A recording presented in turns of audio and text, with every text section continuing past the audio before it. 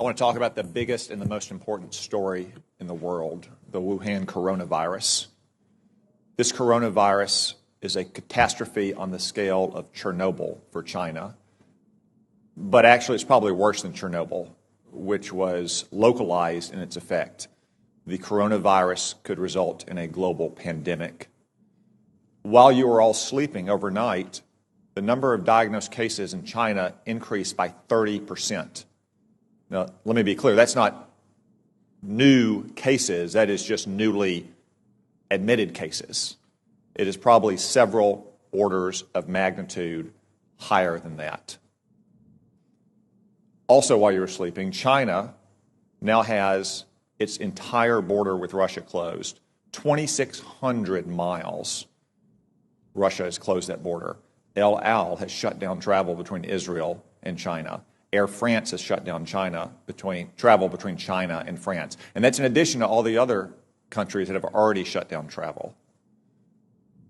From what we know so far, and there's still many unknowns, this virus could have both a long incubation period, as much as 14 days, and individuals could be contagious while asymptomatic, which was not the case with SARS in 2003. Furthermore, from some cases, it appears that the virus could be aerosolized, which means it doesn't require the kind of contact that you have with, say, a married couple kissing each other or a family living in close quarters in a hotel or apartment, but rather the distances we are all sitting apart right now. Yet China is still lying about all of this. They've been lying about it from the very beginning, and you don't need their history of lying about SARS in 2003, though it is relevant here. You just have to see what's happened over the last 2 months. We now know that the first case manifested no later than December 1, even though China didn't reveal it to the WHO until a month later on December 31st, when they continued to hide it from their own citizens. And they continued to say that it had been contained inside Wuhan. Today, it is in every single province in China. They also claimed for almost 2 months, until earlier this week, that it had originated in a seafood market in Wuhan, that locals had contracted it from animals in, say, bat soup or snake tartare. That is not the case. The Lancet published a study last weekend demonstrating that of the original 40 cases, 14 of them had no contact with the seafood market, including patient 0. As one epidemiologist said, that virus went into the seafood market before it came out of the seafood market. We still don't know where it originated.